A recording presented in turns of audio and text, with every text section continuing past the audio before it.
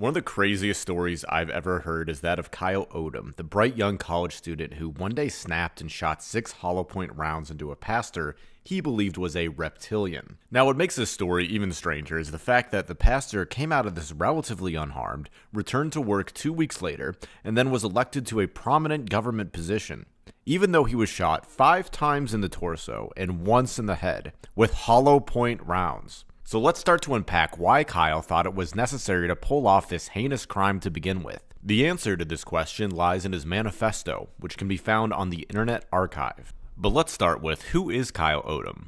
Born and raised in North Idaho, he grew up in a loving family. He joined the Marine Corps after high school and developed an interest in science. He went to school for a degree in biochemistry. He won numerous scholarships and awards. He graduated magna cum laude, then joined the University of Idaho. So why would he do this? Why would he throw his life away when he had so much to live for? Well, according to him, his life was ruined. It was ruined by an intelligent species of amphibian humanoids from Mars. I wish I was joking. So here are the bullet points that Odom wants people to know about these amphibian humanoids. Basically, they were here long before we ever existed. Their technology is millions of years more advanced than ours, and he's seen them do things that defy all comprehension. They have a massive breeding stock of humans, which they breed and control from birth. They use these humans to live vicarious lives among us. They appear to be completely normal because they're good at imitating human behavior.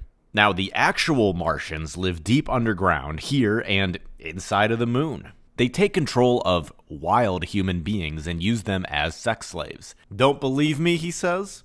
Well, ask Obama to take a lie detector test on this one.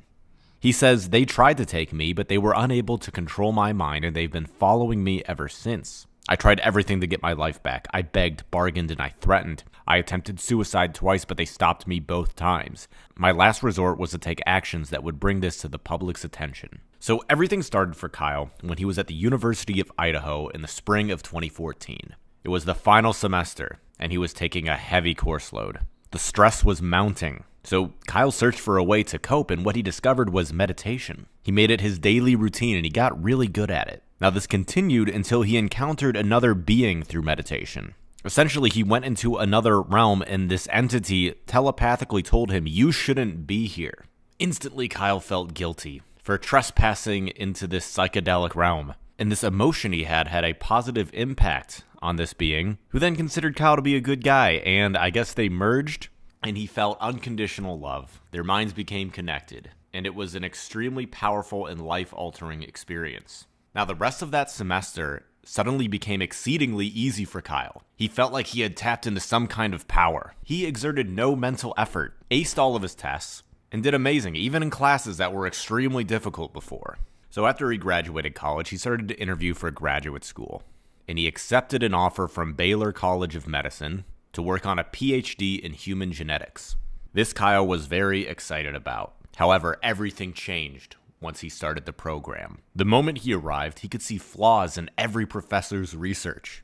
His mind was so expanded that he could instantly understand the implications of entire research projects, and he was able to see the weaknesses in them. Kyle would voice his concerns to his advisors, but they casually would brush him aside. He tried to stay motivated, but he couldn't stop seeing the flaws in the foundations of genetics. So eventually he decided to leave the program. And the day after he decided to leave, his life became a living hell. He couldn't sleep, his mind felt zapped. After a few days of this, 2 graduate students from his class began to reach out to him. Kyle thought this was strange because they never actually really talked in class. Then when Kyle went to actually hang out with them, they started acting very strange.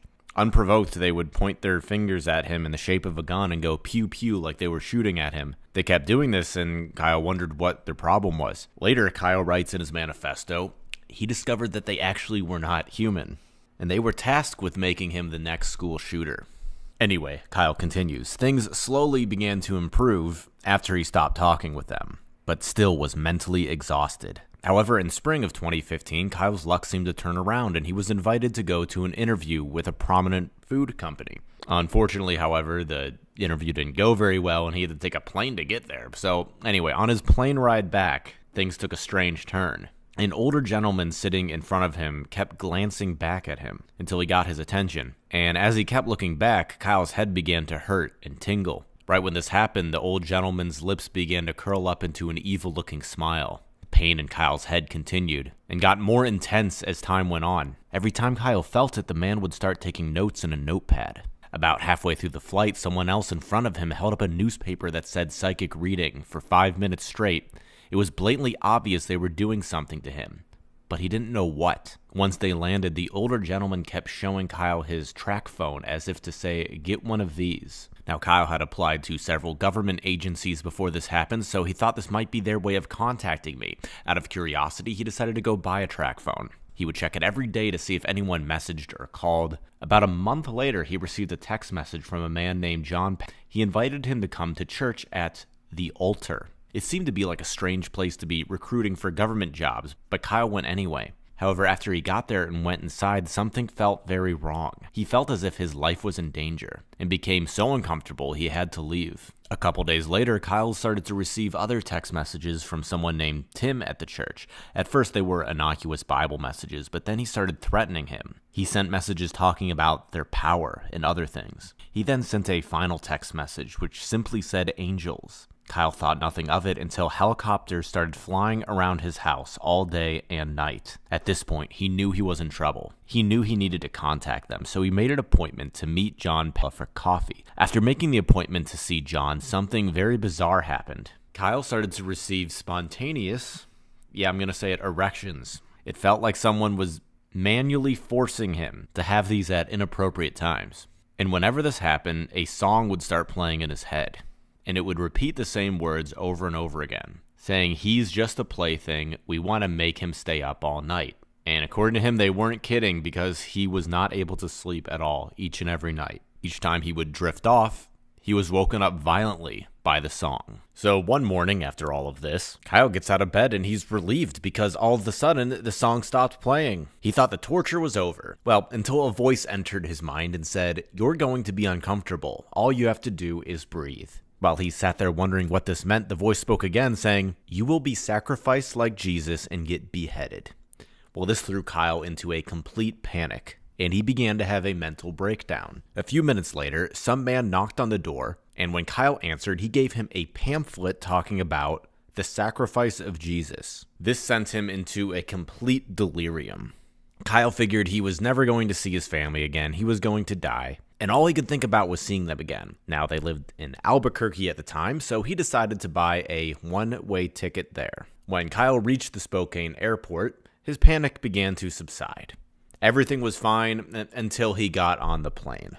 Kyle sat next to a huge man who kept telling him telepathically that he was going to crash the plane. And every time after he spoke, he would sniff emphatically. Kyle didn't know what to do, so he just sat there as calm as possible. Now, this angered the man, and he started touching Kyle's leg. And the second he did, Kyle could feel the man inside of his mind. This caused him to panic until he was on the verge of causing a scene. But before he did anything, the man told him to calm down. He said, "You did a great job. You passed. Go enjoy your family. We have a job waiting for you when you get back." Kyle thanked him and felt slightly relieved, but he had no intention of contacting him at all. His only thought was to get as far away from him as possible. Now, after getting off the plane, Kyle headed to baggage claim, and a huge group of them surrounded him there. Kyle began watching them cautiously, and they all began to sniff at him. Kyle writes, "The sniff is something they do all the time. I think it has something to do with dominance." When Kyle finally got his bag, he left the airport as fast as he could. His parents were right outside waiting to pick him up. He was so happy to see them again. He gave them big hugs and told them how much he loved them. However, he writes this was his last happy moment in Albuquerque, because these people followed him everywhere they went. And whenever he saw one, they would sniff at him, just to let him know that it was them. They would also smile, laugh, and stick out their tongues. Now, as time went on, they began coaxing him to go outside alone. Kyle was scared to death that they would kill him, so he refused. Eventually, they threatened to harm his family, which caused him to give in to them. Kyle told them he would do whatever they wanted as long as they left his family alone. They responded by saying, "Go to church." He knew they meant the altar, so he agreed to go once he returned home. So when Kyle went to the altar, the people acted very strange, inhuman. As Kyle walked to the sermon room, everyone stared at him and began sniffing emphatically. Needless to say, he was scared, but still took a seat. When the service began, a man came and sat down next to him. After he sat down, Kyle began smelling something. It was a smell he never smelt before, like a reptile and vinegar. After Kyle smelled this, he became very uncomfortable. He tried to remain calm and just sat there quietly until the service was over. When the service ended, they said, "You can leave now." After that whole experience, Kyle knew he wasn't dealing with government anymore. He realized that whoever he was dealing with was extraterrestrial. After this experience was over, Kyle received no further instructions from them, so he began applying for jobs again. Even though he had done exactly what he was told by them, they still followed him everywhere. As time went on, they started harassing him day and night. He began hearing voices more and more often, and he began to hallucinate things that he knew weren't real. They also started playing with him sexually. Both the males and the females would play out their fantasies in his mind. This, of course, came with more random and uncomfortable erections, as well as extreme prostate stimulation. The harassment continued for weeks and intensified as time went on. Kyle did his best to maintain his sanity and avoid them. This worked for a while, but eventually he had a huge meltdown. It was one day he was at the bakery when he was surrounded by a bunch of old men. Some of them looked at him and sniffed, so he knew it was them. They started stimulating his prostate simultaneously, and then they spoke aggressively. They said, "Humans are nothing more than the result of a successful genetic experiment. You are a threat to the way these people think, and you can no longer be free in society. Your life is over. You are nothing but a toy. Your purpose is now to suck their private parts." They continue to say other explicit things, Kyle says, that are too obscene that he doesn't even want to repeat them. But before they finished talking, he became enraged. It took every ounce of willpower he had not to kill them. So he left the store and tried to calm down, but it only got worse. The rest of the night, they continued to stimulate him. It got to the point where he was in serious pain. They finally stopped after he broke down and became completely distraught. It was to the point where he couldn't take anymore and attempted suicide. He filled a charcoal grill with lit coals, put it in his car, and rolled up the windows. He reclined his seat and went to sleep, and he should have died, but they woke him up in an extreme panic, which caused him to get out of the car. As he slowly regained consciousness, Kyle was very upset to still be alive. He had no clue where to go, so he decided to check himself into the VA. They shipped him straight to the mental ward, but nothing improved.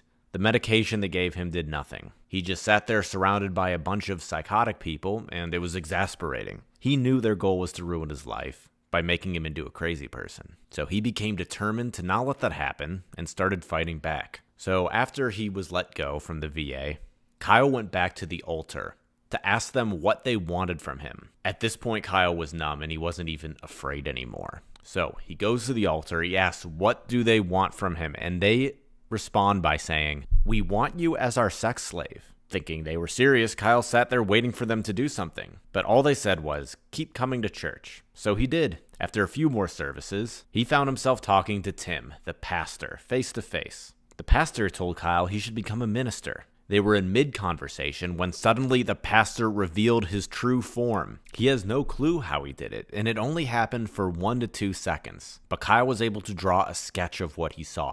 His eyes really are what stood out and captured his attention. They were huge and bulging. The eyelids were darker green and the irises were yellow and brown with slit pupils. After witnessing this, nothing else happened. Kyle continued to attend the altar for a few more services, waiting for them to do something. They did nothing except tell him to submit and surrender. Kyle had no idea what they meant, so he finally left the church and never went back. After leaving the altar, they finally gave him some breathing room. They held back on their harassment, and Kyle began to recover. Kyle decided to make one final attempt at a normal life by pursuing a career as a pharmacist. He started taking classes at NIC to finish up the prereqs he needed. He also started volunteering at a local pharmacy. Unfortunately, though, they followed him to school. There were several of them in every class he took. They made it impossible for Kyle to study, and they continually harassed him, especially while taking tests. But even with everything going on, he still managed to get an A-, an A and P during the fall semester. Sadly, though, this success was short-lived.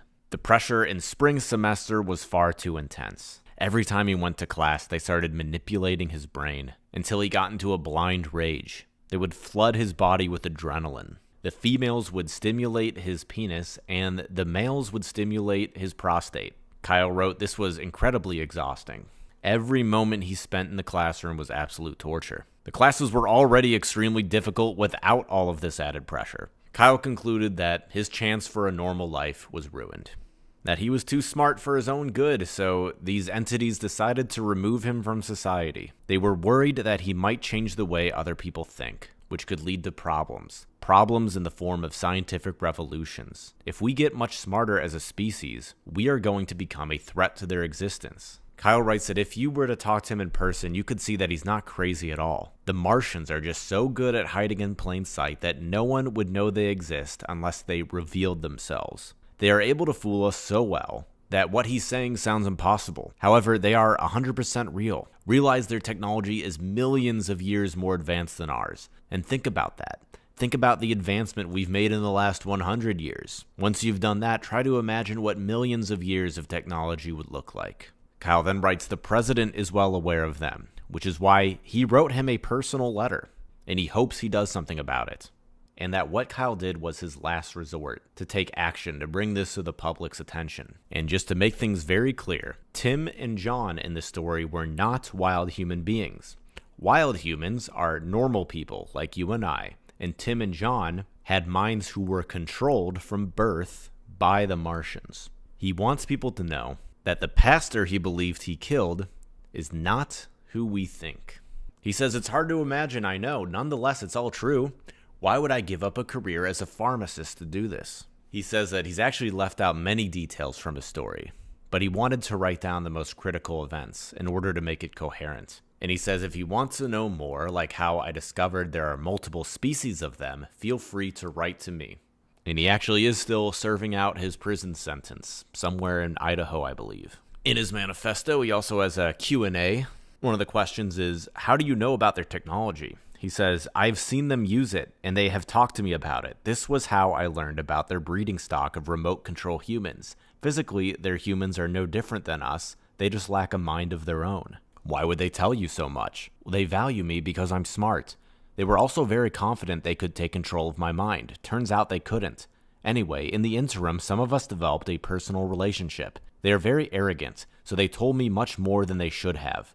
This allowed me to understand some of the things they can do. What else have you seen? I've seen them make things appear out of nowhere. One time I was sitting on a couch and a dollar bill appeared on my lap. Another time while driving, they made a paper bag appear in my passenger seat. They used random, unsuspecting items so no one would think anything of it.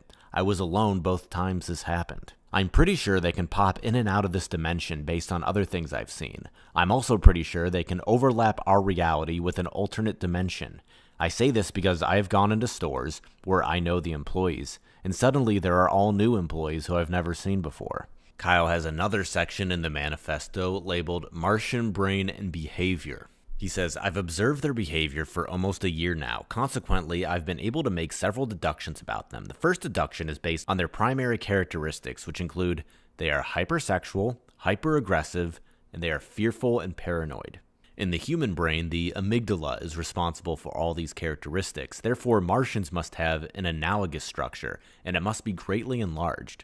The males are extremely aggressive. In their society, there's only one thing, and that is power. Whoever is the smartest, biggest, and strongest wins. He also goes on to talk about the origins of humanity, some stuff about the Martian technology, and our biological species and electricity, which reads, everything in our bodies runs on electrical impulses. Our brains operate over a wide range of electrical frequencies shown here. Everything we experience in life is simply the result of electrical activity. To be more precise, everything we experience is the sequence of a series of action potentials occurring in the central nervous system. If our perception occurs due to electrical impulses, it follows that it can be manipulated with the right technology. This is why Martians are able to directly alter our perception. They have the technology. They can trick our brain into visual and auditory hallucinations, smelling, tasting, heart rate fluctuations, erections, and every other CNS event. This provides a full explanation of how they manipulated my penis as described in my story. Read about the science behind an erection here if you're not convinced yet. So as you can see, Tesla was right. Energy, frequency, and vibration allow us to control the world around us. The Martians have known this for eons, and they use it against us. As I said before, they own a massive stock of humans, which they breed and control from birth. Since they have the technology to control a central nervous system, they can operate their humans like remote control toys. Unfortunately for us wild humans, they can control us too. In his manifesto, he actually has an illustration of these amphibious beings he saw. So yeah, in conclusion, I would say that Kyle is a schizophrenic, and this is an excellent case study. However, I'm not going to dismiss him completely because on a spiritual level, I do believe that there are dark entities here. Kyle seems like a very sensitive person with a high IQ, high levels of imagination, and things just got a little too real. I mean, it is suspicious that the pastor lived after he shot him 6 times. I mean, Kyle actually was trained in the Marine Corps. He knew how to use a gun. All of his shots hit. And for those of you who know guns, you know hollow point rounds expand once you shoot them, and they're made to kill. No human is able to survive that many shots. 1 of them hit him in the head. 5 of them hit him in the torso. That is not human, if this report is accurate. And it seems to be so. This pastor was then suddenly elected to a somewhat prominent position in Idaho state government. And maybe at the end of the day, perhaps this guy was protected by God and he's a really good person. I'm going to actually side with Occam's razor and say Kyle was schizophrenic. Like a severe case of it. But the fact that this pastor lived through an anatomically impossible to survive shooting is something that bothers me. So I don't know what that's all about. Either way, it's an interesting story. It was sort of hard for me to get through it just because it's so honestly crazy, and I hate to use that word because it's very dismissive. But I think Kyle would even agree, it's hard to read because it's so out there. But very interesting nonetheless. And I have no doubt that he actually did truly experience all those horrible things. And he wrote that it was like he was tortured even worse than a POW. I have no doubt that he actually felt that. And hopefully these days his mind is more at ease. So for any of you who want to read the manifesto, I'm going to provide a link in the description. But yes, that concludes the story of Kyle Odom.